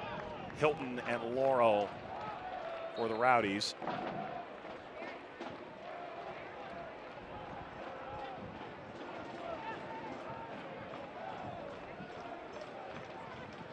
Hilton puts it in play. 10 minutes to go. No, this is not a championship game. We've been told the coaches and the teams didn't even want the championship trophy in the venue tonight to disavow any of that nature. It's only game 3 for Neil Collins, Tampa Bay Rowdies, and Rick Schantz, Phoenix Rising. And yet this is the final that wasn't. November the 1st, a game canceled by COVID-19. It's 2-1 in the latter stages, and had this been a final, it would have fit the bill. Two sides that have been among the league's elite the past few years. Doherty.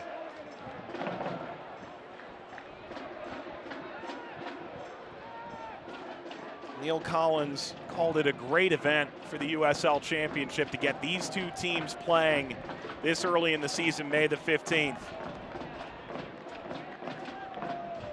Rick Schantz said it was simply fantastic to set it up. And these two managers vastly past the edge of their seats. They've been pacing for a while now.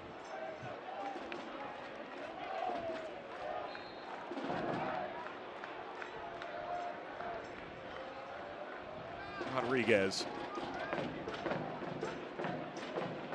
Sadie gets it over. Billingsley, Asante. Whoa. Nearly to the dugout for Forrest Lasso. Another one. The backflip last week. Little reverse back handspring. Running the 10-meter hurdles now. Lee Cohen's going to have to figure out what he's going to do in the offseason, set up a different training regimen for him. Floor routine, maybe? That's a good little box jump. Forrest Lasso so often has FFF written on his wristband, Faith Family Football. Not the case here tonight. The guy who's been a standard setter in this league in Nashville, in Cincinnati, and now in Tampa Bay. Twice the Defender of the Year in this league.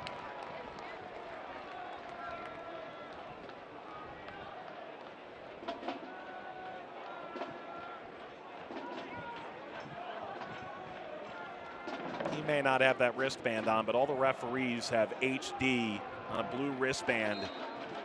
It's worth noting it is Huntington's Disease Awareness Month. They wear those every May in honor of Terry Vaughn. So often we like to have a go at referees. Far more often we should be talking about the humanity of the game. Such is the case for a star player like Forrest Lasso. The referees who ultimately had to give much of themselves over the past 12 months as well.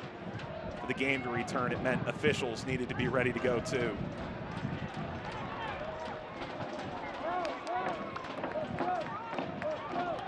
Dos Santos, good hold up, and now blasts forward. There's the athleticism by Adewale. Great recovery by Musa, and just a quick reaction time to spray this out. Sante finding Sadie.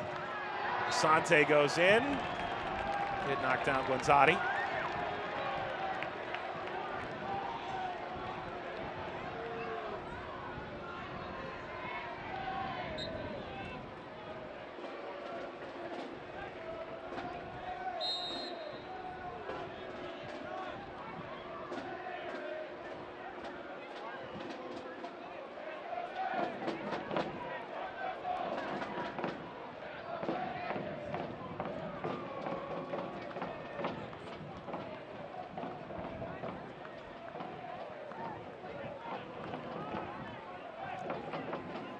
Adewale.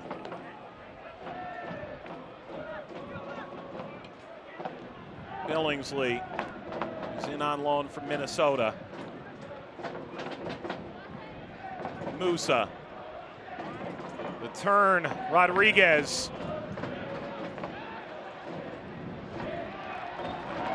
Karam's off of Asante. 5 minutes and stoppage to go.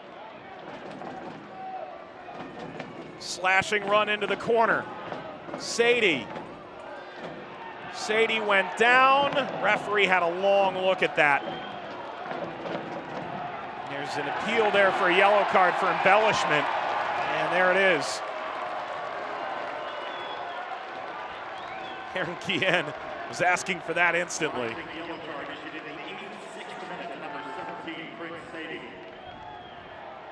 Another question mark. Great job by the ball, first of all, to get through to Sadie. Again, I'm probably going to sound like a harsh critic, but I see contact on the knee, and I see contact outside the box. I'll say good on the referee, the fact that if you are going to say it's simulation, you brandish the card, but at the same point in time, his leg literally hits Sadie's knee when the ball starts to move away, and he has an opportunity to cut this back across.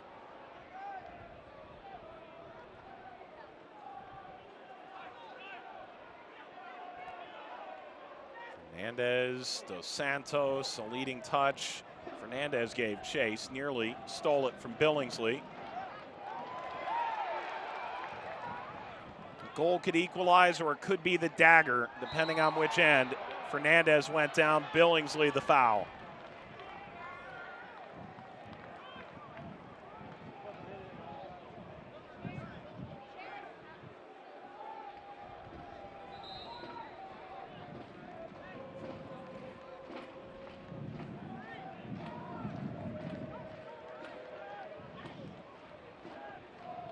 Rowdies will make a couple of changes here. Jordan Adebayo-Smith and Sebastian Dalgard.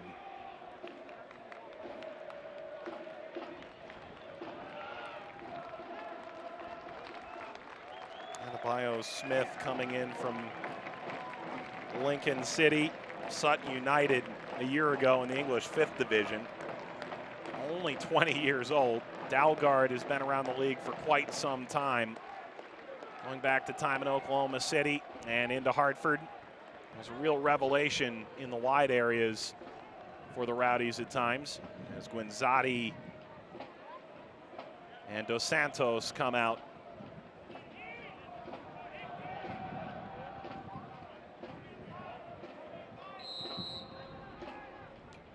Rowdy substitution in the 87th minute.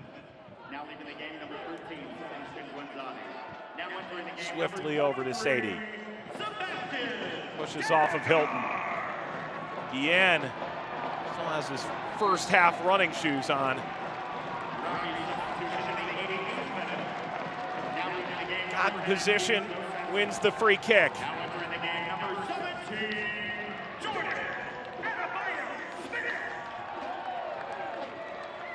Just trying to find a way here down the stretch. Coming all the way back across. Sadie has been very active, and Rick Sean says that he really likes what he brings to this team.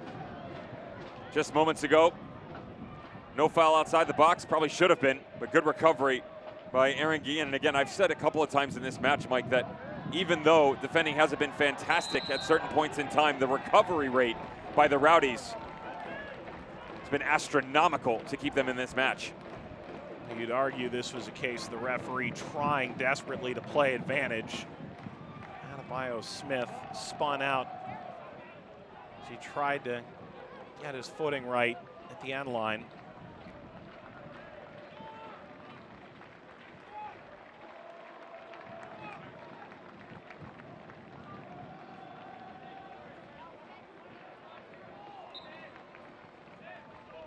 And the Rowdies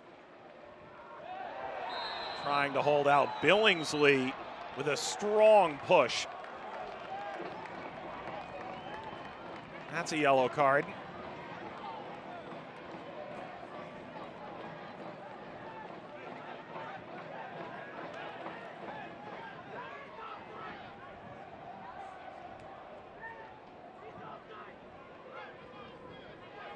Fernandez went airborne. Billingsley tossed him.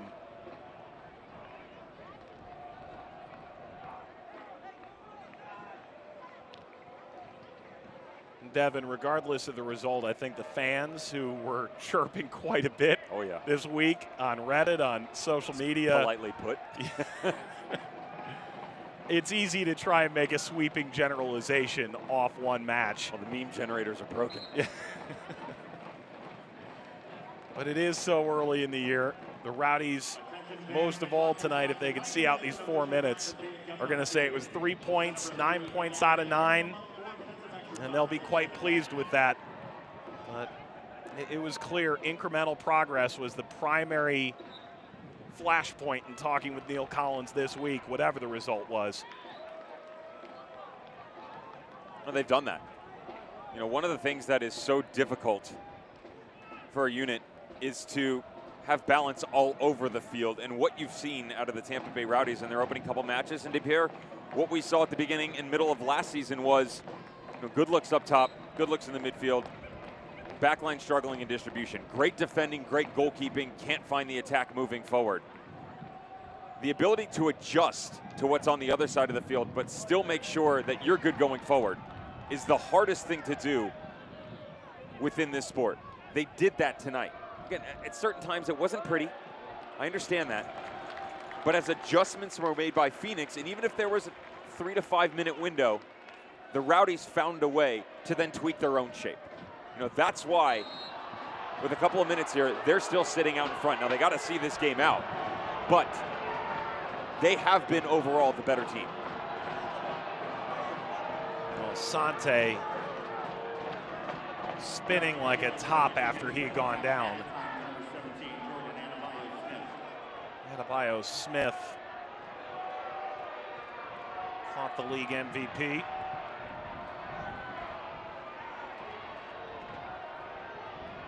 On the outside of his ankle.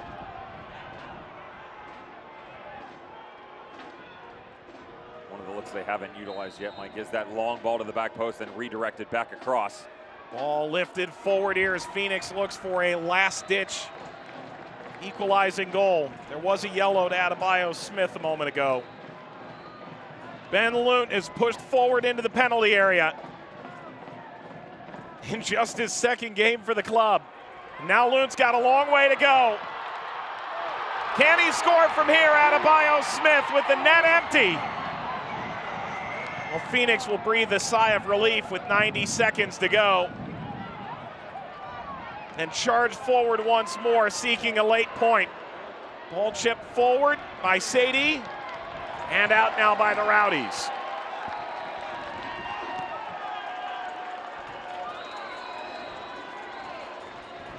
This does find Sadie. Trying to muscle his way in, he goes down, a goal kick.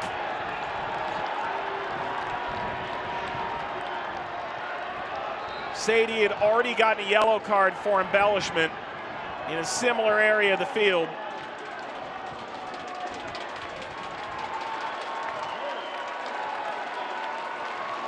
And this rowdy partisan crowd at Al Lang Stadium roars with approval. Oh, there was the one just before there again. He goes to work again. 1v1. Active. Is it? No, it's not. 100% it's not. In behind, but watch. The arm comes back away from the player, and then he goes down. There's contact, but it occurs outside the box. And as his momentum carries forward, he's on the ball, he's recovered, and then he starts to lean and goes down. Not a penalty. Ball lofted ahead. Adewale got a piece. Referee's already looking at his watch. We may just have seconds to go. And there's the full-time whistle. 195 days they waited. A giant hug between Neil Collins and one of his assistants. And for the Rowdies, they'll feel this was a glorious victory at home.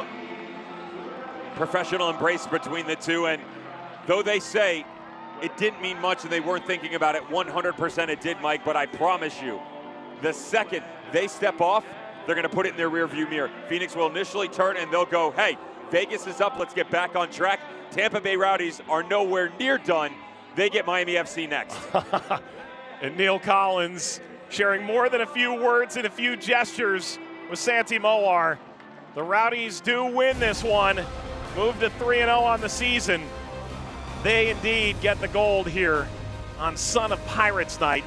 2-1 Rowdies over Rising as unfinished business weekend continues.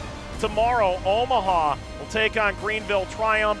You'll see it 4 Eastern right here on ESPN2. For Devin Kerr and our entire team in St. Pete and beyond, Mike Watts saying thanks for watching. The Rowdies win it 2-1. Good night.